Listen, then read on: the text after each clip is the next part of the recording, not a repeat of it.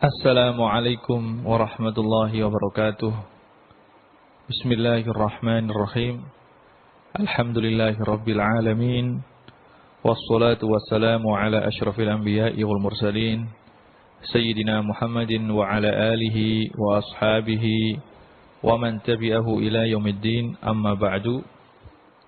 Para pendengar yang saya hormati, alhamdulillah pada malam hari ini seperti biasa kita bisa bersua kembali dalam kajian kita, dalam kajian rutinan kita, kajian fikih, kajian kitab takrib. Alhamdulillah, pada kesempatan kita yang lalu telah kita mulai pelajaran kita dan kajian kita mengenai sholat Jumat. Dalam kajian kita yang lalu telah kita sebutkan dan kita terangkan mengenai fadilah atau keutamaan hari Jumat. Juga telah kita singgung sedikit mengenai keutamaan malam Jumat. Juga telah kita terangkan mengenai syarat wajibnya Jumat. Seperti yang telah kita bahas dalam kajian kita yang lalu, bahwasanya orang yang wajib untuk melakukan sholat Jumat adalah orang yang telah memenuhi syarat-syarat berikut. Yang pertama adalah al-Islam. Orang yang wajib untuk melakukan sholat Jumat adalah orang yang sudah masuk agama Islam. Yang kedua al-bulugh. Orang yang sudah baligh adalah orang yang wajib untuk melakukan sholat Jumat. Yang ketiga adalah al-aqlu. Orang yang berakal. Kalau orang tersebut orang yang gila, maka dia tidak wajib untuk melakukan sholat Jumat. Syarat yang keempat adalah orang yang merdeka. Adapun orang yang masih dalam status hamba sahaya, maka dia tidak wajib untuk melakukan sholat Jumat. Yang kelima adalah al-dzukurah. Orang yang wajib untuk melakukan sholat Jumat adalah orang laki-laki. Adapun orang perempuan tidak wajib. Syarat berikutnya, syarat yang keenam adalah as-sihhah. Orang tersebut sehat dan mampu untuk melakukan sholat Jumat. Kalau orang tersebut sakit, yang mana sakitnya adalah sakit yang parah sehingga dia tidak bisa hadir ke masjid untuk melakukan sholat Jumat, maka dia tidak wajib untuk melakukan sholat Jumat. Syarat yang ketujuh, yang terakhir adalah orang tersebut adalah orang yang bermukim. Adapun kalau orang tersebut dalam perjalanan, maka orang tersebut tidak wajib untuk melakukan sholat Jumat. Hal tersebut sesuai dengan hadis yang diriwayatkan oleh Imam Abu Dawud dan yang lainnya, bahwasanya Rasulullah SAW telah bersabda, al-Jum'atu haqqun wajibun ala kulli muslimin. Salat Jumat adalah salat yang hak dan wajib atas setiap orang Islam. Fi jama'atin, harus dilakukan dengan cara berjamaah, illa arba'atan, kecuali 4 orang. Abdun mamluk, yang pertama adalah orang yang masih berstatus hamba sahaya. Yang kedua imra'atun, orang perempuan. Yang ketiga ada as-sabiyyu, anak yang masih kecil belum baligh. Yang keempat awil marid, adalah orang yang masih dalam keadaan sakit.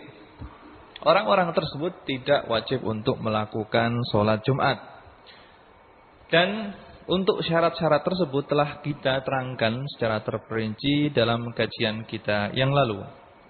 Dalam kajian kita kali ini, pembahasan kita masih berkisar mengenai sholat Jumat. Tapi kita akan membahas mengenai syarat sahnya sholat Jumat. Di sini Imam Abi Suja beliau berkata, wa syara'itu fi'liha salasatun. Dan syarat sahnya untuk melakukan sholat Jumat itu ada 3. Antakunal baladu misran au qaryatan. Hendaknya tempat yang ada Jumatannya itu adalah sebuah kota atau sebuah desa. Wa ayakunal adatu arba'ina min ahlil jum'ah. Dan hendaknya dalam kota tersebut atau dalam desa tersebut telah terdapat 40 orang laki-laki yang telah memenuhi syarat sebagai orang yang wajib untuk melakukan sholat Jumat. Wa ayakuna waktu baqiyan. Salat yang ketiga, hendaknya salat Jumat dilakukan pada waktu salat zuhur ketika waktu masih ada. Fa in kharajal waktu au udzimat asyurutu sulliyat zuhran. Jika waktu salat zuhur telah habis, maka syarat-syarat sholat Jumat itu adalah 4. au udimat au syurut, atau syarat-syarat tersebut tidak bisa terpenuhi, sulliyad dhuhran, maka orang tersebut wajib untuk melakukan sholat zuhur sebagai ganti daripada sholat Jumat. Di sini Imam Abi Suja menerangkan atau menyebutkan kepada kita 3 syarat untuk sahnya sholat Jumat. Syarat yang pertama, antakunal baladu misran au qaryatan. Hendaknya sholat Jumat ini diadakan atau dilakukan di sebuah desa atau sebuah kota yang disebut dengan Darul Iqamah. Yang disebut dengan Darul Iqamah. Darul Iqamah ini adalah kumpulan bangunan yang permanen. Darul Iqamah ini adalah kumpulan bangunan yang permanen yang dijadikan sebagai tempat tinggal yang tetap. Baik bangunan tersebut terbuat dari kayu, atau terbuat dari batu, atau terbuat dari tanah merah. Yang penting bangunan itu adalah bangunan yang permanen, yang dijadikan tempat tinggal secara tetap. Jadi sholat Jumat harus dilakukan di tempat sebagaimana yang saya sebutkan tadi. Untuk itu, maka sholat Jumat tidak wajib dilakukan oleh orang yang bermukim atau orang yang tinggal di perkemahan.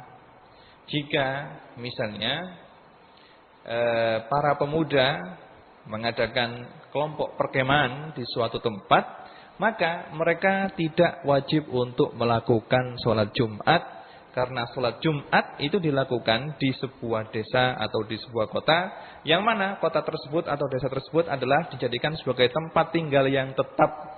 Ada bangunan yang permanen di sana, yang mana tempat tersebut atau desa tersebut atau kota tersebut dihuni oleh 40 orang laki-laki yang telah memenuhi kriteria yang telah saya sebutkan tadi. Jadi intinya Jumatan itu wajib dilakukan di sebuah desa atau sebuah kota atau sebuah tempat pemukiman yang tetap. Adapun kalau orang yang bermukim yang tidak tetap, misalnya dia sekelompok orang bermukim di suatu tempat tapi mukimnya tidak tetap, seperti orang-orang Badui di Arab sini, kalau mereka mempunyai kambing yang sangat banyak sekali, mereka mengembala kambing. Karena di daerah sini ini untuk mencari air itu sangat sulit, akhirnya mereka berpindah-pindah dari suatu tempat ke tempat yang lain demi mencari air.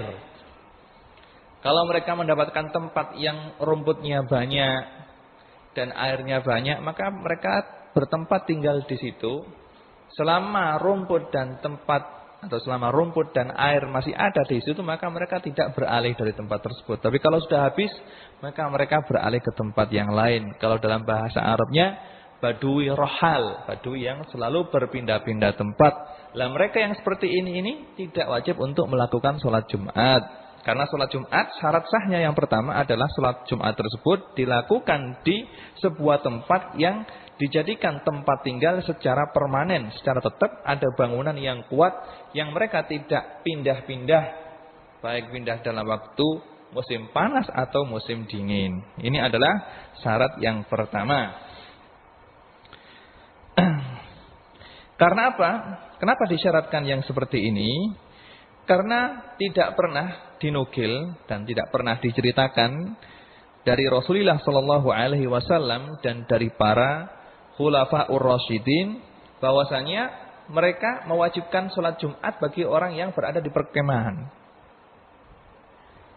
Bahwasanya sholat Jumat itu dilakukan oleh para sahabat, baik mulai dari zamannya Rasulullah Shallallahu Alaihi Wasallam atau zamannya para khulafaur rasyidin, dilakukan di suatu Korea yang sudah permanen atau kota yang sudah permanen, dan tidak pernah dinukil dari mereka bahwasanya mereka melakukan sholat Jumat di perkemahan atau di Badui Ruhal. Padahal keberadaan Badui Ruhal pada zaman dulu sangat banyak sekali.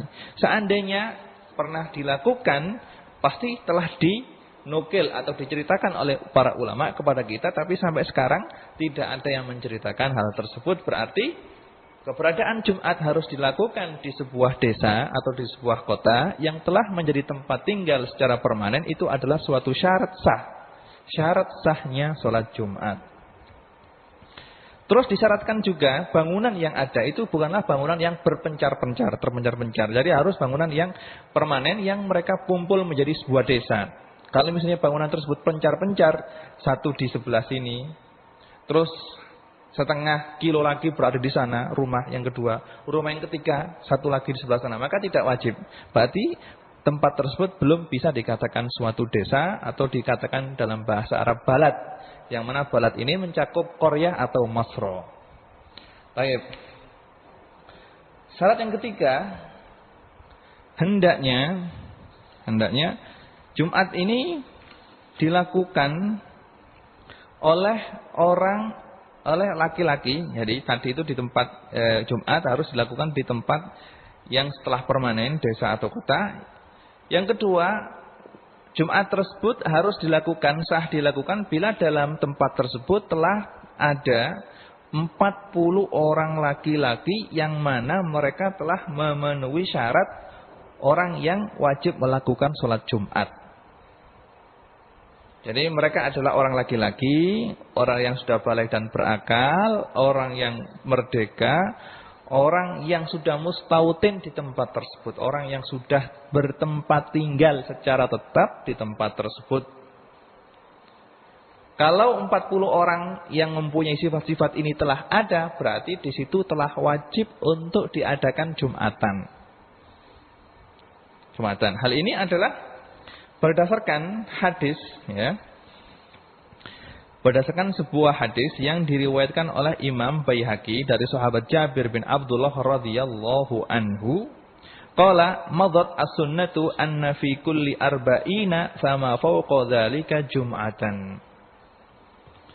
Jadi sunnah yang dilakukan oleh Rasulullah sallallahu alaihi wasallam dan para sahabatnya adalah bahwasanya Jumat itu dilakukan oleh orang 40 laki-laki. Dan dalam hadis yang lain yang diceritakan atau diriwayatkan oleh Imam Abu Dawud dari sahabat Ka'ab bin Malik radhiyallahu anhu, anna awwala man jama'a bihim As'ad bin Zararah radhiyallahu anhu wa kanu yauma idzin arba'ina. Jadi Jumatan yang pertama kali seperti yang saya sebutkan dalam pelajaran kita yang lalu adalah Jumatan yang dilakukan di Madinah, yang mana Jumatan ini dipimpin oleh seorang sahabat yang namanya As'ad bin Zararah sebelum datangnya Rasulullah sallallahu alaihi wasallam ke Madinah.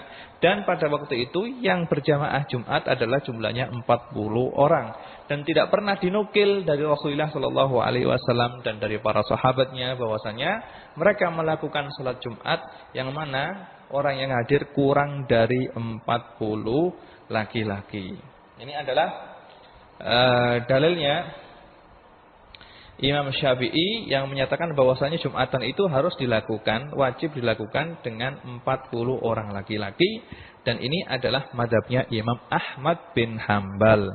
Adapun imam-imam yang lain seperti Imam Abu Hanifah radhiyallahu anhu, beliau mengatakan bahwasanya salat Jumat ini sah kalau dilakukan dengan paling sedikitnya 4 orang.